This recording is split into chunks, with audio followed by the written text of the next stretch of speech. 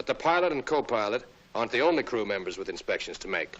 The gunners, for example, besides helping the pilot check the airplane, must also be sure the guns and gun cameras will work properly. They must inspect all 5 turrets in the same way they're now examining this lower rear turret.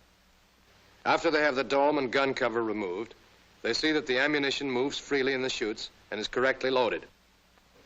The guns just don't fire with the cartridges in backwards. They also check the safety wiring on the gun mounting bolts, up in there. Then the gun charging switches are put on reset. That conserves the CO2 pressure, which automatically charges the guns. Finally, the gun camera is inspected. Enough film, speed set at 16 frames per second, lens adjusted to the brightness of the day, and the interval control put at the desired number of seconds and turned on. And this turret is all right. The dome and gun cover can be replaced.